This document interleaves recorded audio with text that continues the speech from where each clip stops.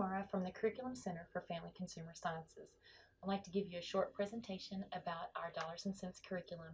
Don't worry, it's only 2 slides long, and then we'll get into what the demo user looks like. So first of all, let me let you know that we are a skills-based curriculum. We expect our students to produce things, not just sit and be able to answer multiple choice questions. We have a social networking platform that's housed within our learning management system that I think you'll find interesting and useful, especially for novice teachers. I know a lot of you are social studies teachers being tasked with teaching this personal financial literacy component. So you might need some input from fellow teachers. Not only are you going to be able to interact with fellow colleagues, you'll also be able to interact immediately with the Curriculum Center for Family Consumer Sciences. I'll point out to you the help button that sends an email directly to the Curriculum Center. So no more looking or searching for an email address or a phone number. And next, we're moving at the speed of life. We have tried to make this curriculum as hands-on, not just hands-on, but as realistic as possible for our students and as up-to-date as possible to keep their interest. So a Texas Education Agency has adopted us as being and has determined that we are 100% TEKS aligned, not just for personal financial literacy, but also for ELPS, the English Learner Proficiency Standard. So you can rest assured that when you choose this curriculum, you're getting 100% of the TEKS that you need to be covering. So more about the curriculum really quickly. The PowerPoints that we have attached to lessons are completely editable by you. Once you download them, it's up to you to add your personal teaching style to them, and feel free to edit the slides with animation or removing information as suits your classroom climate. The rubrics that we give you are also editable, even though they're tailored for that specific product or project or assignment that your students are given. We would also like you to feel free to edit those rubrics according to your grading style, your teaching style, and your students. This is a nimble online curriculum. If we notice that something has slipped out of fashion or is out of date, or something that needs to be changed, we can quickly fix it. You don't have to wait on a year-end addendum or update. Next, the most important thing that I think of when dealing with our Dollars and Sense curriculum is the fact that we have incorporated a spiraling project. It starts in Module 1. It's present in every single module, which means that the students are reviewing and going back over those topics that they have learned to end up with a culminating project at the end. We have 11 modules that they cover, and some of our school districts are actually using this as a senior project, so that's something to think about. And then lastly, one of the more important things that I think this curriculum does for our students is we spend a significant amount of time in Module 11 talking about the college loan process, how to fill out a FAFSA, and all the other documents that they need in order to apply for grants, loans, and scholarships. So let's get into the demo user, and so let me show you how that works. Show, and let's open up. I'm actually going to be using Chrome, so it's important that you use either Chrome or Firefox. Firefox used to be my favorite until I started using this Motivus, which is our learning management platform. So this is how you're going to log in to be a demo user. In your address bar, we're going to enter CCFCS, and it's going to populate it for me since I've already been in it so many times. Force.com, we want to add the backslash and then capital CCFCS in all caps. So, and we'll hopefully send this out in a flyer, or feel free to email me at the Curriculum Center, which is CCFCS.org, and I will email this to you. So we're going to click enter, and oh, it's going to land me here. Let me show you what it would look like. Let me log out. So the first time you log in, it's going to give you this sign-in page. You're going to put in not your personal email, but the email that is the username for this proclamation member. So it's CCCFCS.procmemb which is terrible, ttu.edu, and our password, which is CCFCS. Notice that there's 3 C's in the username, but only 2 in the password. So CCFCS, capitalized demo 1. And let's see if I got that right. Okay, good. Okay, the first thing you land on is our welcome page. This has a video that my browser is letting it play immediately. I'm going to hit pause so it's not distracting us.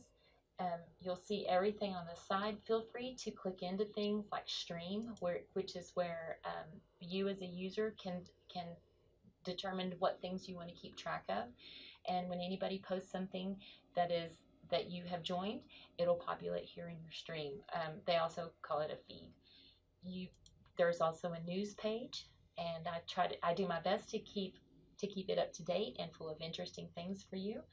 And then let's get right into courses. So click on courses, and you'll see our dollars and cents for Texas. This is Texas specific. You can either click the title or the view button. I'm going to click the title, and this opens the home page for this specific course.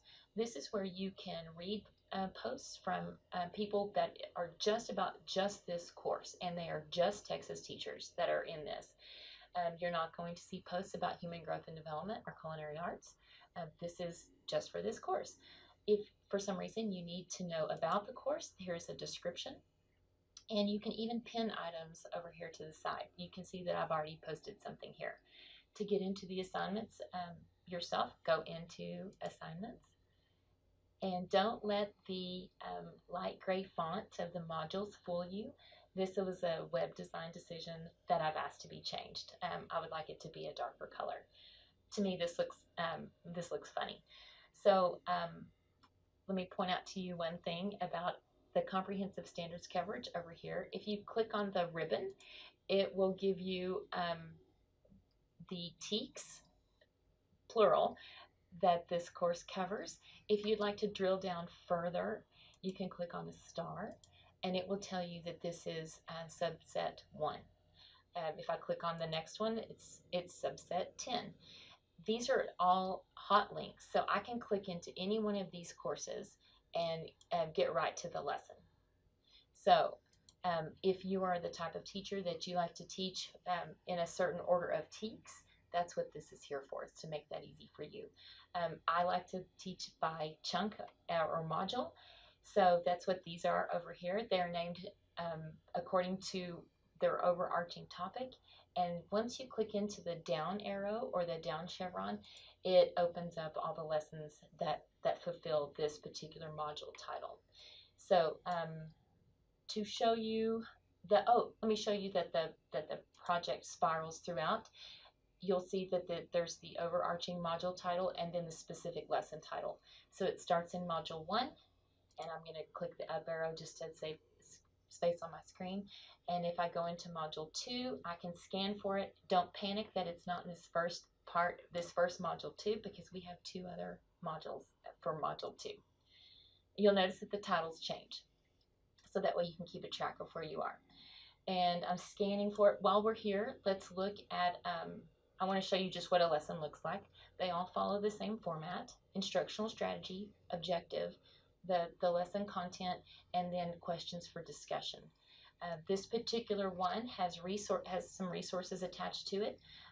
It looks like we've used Investopedia. This is a clickable link off to this external website. But what I like about it is that we have a short description of exactly where you're going. So even though you're going to the same website, it looks like on this lesson, you're going to 2 different parts. And so here's a description that will let you know where you're going. At the bottom of every lesson are the TEKS that will apply to this lesson. So for those of you that report out which TEKS are being fulfilled by which lessons, this becomes handy. Okay, so I'm going to close this and go into opportunity cost number 2, because I think this one has a PowerPoint file. So again, this seems like a short lesson, but actually it's got a couple of different things for us to play with. So the resources are a PowerPoint file called opportunity cost. Again, our PowerPoints are editable. Now my um, web browser, I thought I was in Chrome, I'm in Firefox. My web browser is asking if I want to open it, so I'm going to tell it yes. And because it's Firefox, it's downloading in this little download arrow up here. So I'm going to click Enable Editing, and now this PowerPoint is something that I can play with. I personally think this has a lot of text, so I would take off a lot of this text because I would rather my students practice note taking off of what they hear, and I would reduce these to talking points. Plus, I would animate this because that's what I like to do. So these are completely up to your style. Leave them as they are if you would like even. So I'm going to close this PowerPoint, or I can save it into a file and keep it for forever. So I'm going to tell it to not save. This also has a PDF file. Our PDFs are fillable, so that if you are using Google Classroom, you're more than welcome to upload these into, and it's downloaded it for me. Oops, wrong one. Sorry about that. Let me get to that. You are more than welcome to upload these into your Google Classroom.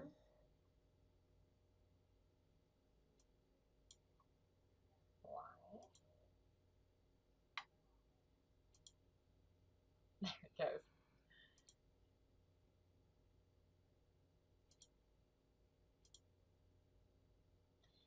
So these become, so I need to start over on that part.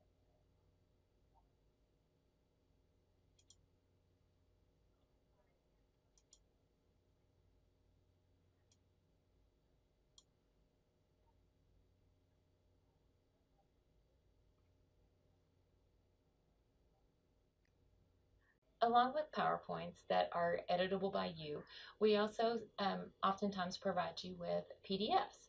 And this PDF is fillable, and it's downloaded up in my Firefox download. Let's open it up. It's asking me how I would like to open it, depending on which Adobe I have. So at this point, you can upload this into your Google Classrooms. Um, the boxes are fillable, so your students can type their answers right into the box. Or if that is not the nature of your classroom, these are printable and used as actual handouts. So, and once you download this, it's yours forever as well. So I'm going to close this current tab, and let's check out another lesson, I think, and we're still looking for the spiraling project. I want you to rest assured that it's there. We also have external links to videos that we think are interesting and engaging for your students. This is a YouTube video that may be something that you talk with your IT department with about making sure that you gain access to YouTube for this course, because we try to avail ourselves of the most current things possible, and oftentimes that it comes from YouTube. So I can click into this if you want, but let's move along because I want to show you the spiraling project. So I'm going to go back up and close this preview and show you that I'm serious about the project. So let's go into this third one, and if I just scan the titles, there's my financial planning project, and it goes through all of them. If it's not within the first one, it will be within the second or third. So let's open all those just to show you that we have it, and there's the project again. And it's not just a repeat of what they saw in Module 1. It is tailored for this particular module's topics and learning. So let me show you one last thing, and then I'll let you go, which is the College and Career module, which is Module 11. And what I like about this one is something we pointed out earlier, is that this is strictly tailored for the student who's trying to get ready to be college bound, filling out the federal student aid loan application, filling out grants, and the things that they need to be curating in order to have a successful application. So I would be delighted to talk to you even further about this in real life. whenever possible. So please contact us at the Curriculum Center for Family and Consumer Sciences, and we look forward to working with you. Thank you.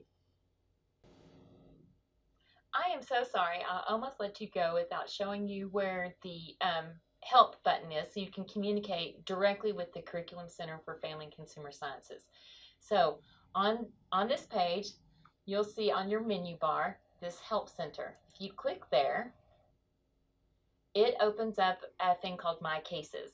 So all you have to do is go to this black button that says Create, and then there is a form that you fill out.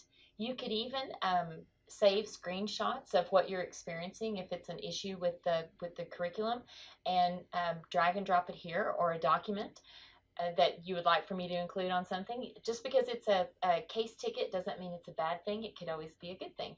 And then you click submit, and it comes directly to our inbox at the Curriculum Center for Family and Consumer Sciences. So I almost let you get away without telling you that. So if there's anything else I can do for you, please contact us and let me know.